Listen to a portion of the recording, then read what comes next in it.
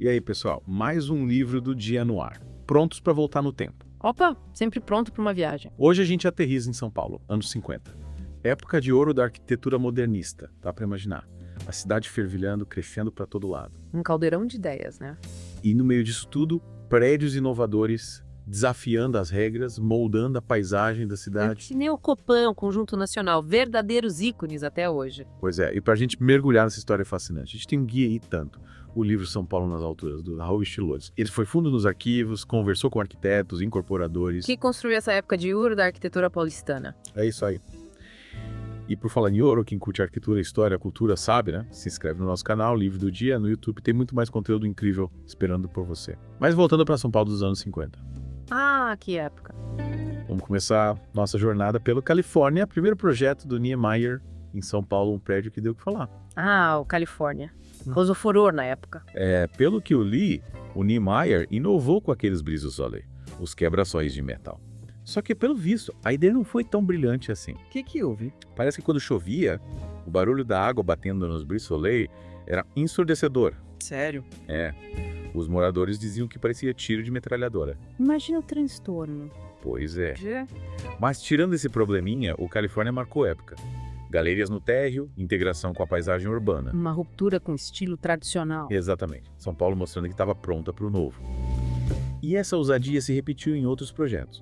Olha só o Conjunto Nacional, do David Giduskinda. Lojas, escritórios, áreas de lazer. Quase um shopping center antes da hora. E pelo que eu entendi do livro, ele revolucionou o conceito de espaço público. Totalmente. Aquelas galerias internas, a praça. Tudo pensado para criar um ambiente convidativo. Um respiro na selva de asfalto, né? Isso aí. Falando em selva de asfalto, não podemos esquecer do Copan, obra-prima do Niemeyer com seus mais de 1000 apartamentos acompanhando a curva da Avenida Ipiranga. Um marco da arquitetura modernista. Impressionante como ele se integra à paisagem. É mesmo monumental, mas ao mesmo tempo faz parte da cidade. E sabia que o Copan foi pensado para abrigar diferentes classes sociais? É mesmo, que ideia inovadora para a época. Imagina os desafios. Será que o Loures fala sobre isso no livro? Acho que ele deve ter explorado isso sim. E por falar em desafios, lembro de ter lido sobre as dificuldades que os arquitetos enfrentavam, né? Burocracia, limites do código de obras. Eles tinham que ser criativos para colocar as ideias em prática. O próprio Niemeyer, para aprovar o Copan, teve que negociar com a prefeitura para abrir mão dos recuos exigidos pela lei. Recuos? É a distância entre a construção e o limite do terreno. Importante para o planejamento urbano, para garantir ventilação, iluminação e a beleza da cidade, né? Ah, entendi. E por falar em criatividade, você lembra daquela história do Gregory Orchavchik? Quando a prefeitura questionou o design inacabado de um projeto dele, ele simplesmente disse: o dinheiro acabou. O que você pegou? Um clássico da arquitetura. Mas, brincadeiras à parte, essa história mostra a garra desses pioneiros do modernismo. Verdade. E além dos brasileiros, a arquitetura de São Paulo também foi enriquecida por talentos vindos de fora, né? Com certeza. Tinha o Luke John Korngold, que projetou o edifício Esplanada, o primeiro arranha-céu moderno da cidade. E o Alfredo Dantucci, com seus edifícios residenciais, comerciais, e o Hotel Toriba, em Campos do Jordão. É isso aí. Essa mistura de estilos e experiências deu uma nova dimensão à arquitetura paulistana. Mas me diz, será que foi fácil para esses arquitetos imigrantes se inserirem no mercado brasileiro? Sei lá, imagino que não devia ser simples. Adaptar a nova cultura, lidar com a burocracia. E quem sabe até preconceito, né? É verdade. Mas, apesar de tudo, a contribuição deles foi enorme. Deixaram um legado que a gente admira até hoje. Sem dúvida. Uma história inspiradora, né? Mas, infelizmente, essa fase de ouro da arquitetura modernista não durou para sempre. É uma pena mesmo. A partir dos anos 60, as coisas começaram a mudar. A crise econômica, a ditadura militar, tudo isso impactou a arquitetura. É verdade. E teve mais alguma coisa. Teve sim, um fator crucial que a gente não pode esquecer. O plano diretor de 1957. As consequências dele, aliás, a gente sente até hoje. Plano diretor. Aquele que definiu as regras para a cidade crescer. Exatamente. E em vez de estimular o adensamento, a verticalização, como estava acontecendo, ele acabou favorecendo o espraiamento. Espraiamento. Em vez de construir para cima, a cidade começou a se espalhar horizontalmente. Ah, entendi. Então a mancha urbana cresceu sem controle. Mas qual a lógica disso? A ideia era melhorar a qualidade de vida.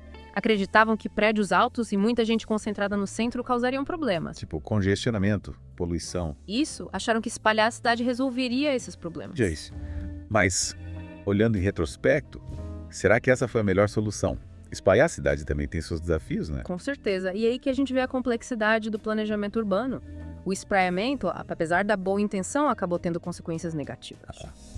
O transporte público ficou defasado, as pessoas mais dependentes do carro, o trânsito virou um caos. Exatamente. A qualidade de vida que o plano diretor queria proteger acabou sendo prejudicada de outras formas. Que ironia! Mas esse plano proibiu totalmente a construção de prédios altos. Não, mas criou várias restrições. Limitou o número de andares, exigiu recuos maiores. Então a criatividade dos arquitetos foi limitada. De certa forma, sim. Que triste. Era uma época tão vibrante para a arquitetura e, de repente, esse freio de mão. E naquela época, a arquitetura moderna também começou a ser criticada por alguns setores da sociedade. Sério, por quê? Alguns arquitetos, como o Vila Nova Artigas, questionavam se o modernismo não estava se tornando elitista, atendendo só os interesses do mercado imobiliário. Nossa, interessante. Então tinha um debate ideológico por trás da estética. Exatamente. A arquitetura nunca é neutra. Ela reflete os valores da sociedade. E nos anos 60, com a polarização política no Brasil, a arquitetura também virou um campo de batalha. Caramba! E como essa batalha se desenrolou? Tinha arquitetos que defendiam um modernismo engajado socialmente, voltado para as necessidades da população. E outros que priorizavam a estética e a funcionalidade. E quem venceu essa disputa? É difícil dizer quem venceu. O fato é que a arquitetura brasileira mudou muito a partir dos anos 60. O modernismo perdeu força, novos estilos surgiram. Então, além do plano diretor e da crise econômica, teve mais algum fator que contribuiu para essa mudança na arquitetura de São Paulo? Sim, a gente não pode esquecer da construção de Brasília. A nova capital atraiu muitos arquitetos e recursos. Ah, entendi. Enquanto Brasília se tornava o novo centro da arquitetura modernista, São Paulo via sua cena arquitetônica diminuir. Exatamente. E a construção de Brasília gerou inflação e escassez de materiais em outras partes do país, incluindo São Paulo. Então, a construção da nova capital, apesar de importante para o país, acabou prejudicando o mercado imobiliário paulista. E essa crise, com obras paradas e empresas falindo, contribuiu para a instabilidade da época. E essa instabilidade com a crise econômica e política acabou servindo de justificativa para a ditadura militar que se instalou em 1964. Nossa, que fase! E a ditadura também impactou a arquitetura. Com certeza. O regime militar passou a controlar os investimentos, priorizando grandes obras de infraestrutura. Entendi. E os arquitetos, como reagiram a isso? Alguns se adaptaram, outros se opuseram e sofreram perseguição. Foi um período difícil. E a arquitetura modernista, ela sobreviveu à ditadura? Sim, mas nunca mais com a mesma força dos anos 50. A ditadura deixou marcas profundas na arquitetura brasileira. Então, a partir dos anos 60, São Paulo passou por grandes transformações. O plano diretor, a crise econômica, a ditadura, tudo isso impactou a arquitetura da cidade. E os resultados a gente vê até hoje, né? O espraiamento urbano, verticalização desordenada, a falta de espaços públicos. Isso é verdade. E que tal a gente se aprofundar nesses problemas na próxima parte do nosso mergulho? Ótima ideia. Vamos explorar como as decisões do passado moldaram a São Paulo de hoje e discutir o que podemos fazer para construir uma cidade melhor. E para quem quiser se aprofundar nesse universo, se inscreve no nosso canal do YouTube Livro do Dia, tem muito mais lá. Bom, hein?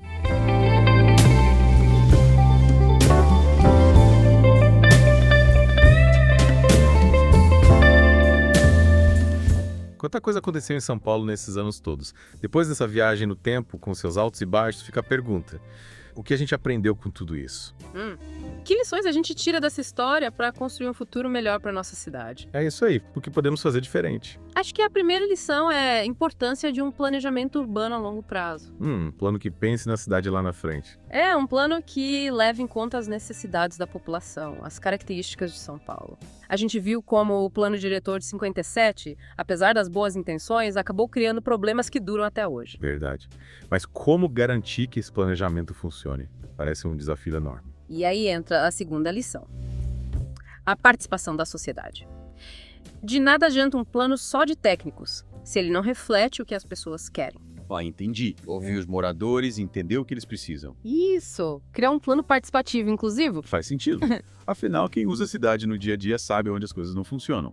E pensando bem, será que a gente não está cometendo o mesmo erro ao discutir o futuro de São Paulo sem ouvir os moradores? É um ponto importante para refletirmos. E para completar, a terceira lição, talvez a mais importante, a gente precisa ter uma visão integrada da cidade. Visão integrada. Como assim? Não dá para pensar em arquitetura, transporte, meio ambiente, cultura, cada um por si, tudo está interligado.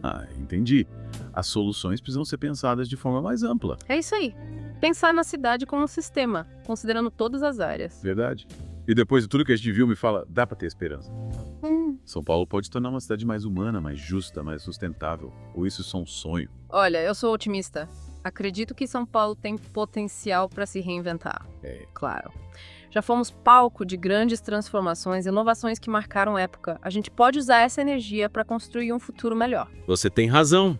E por onde a gente começa? Que tal valorizar o que já temos de bom?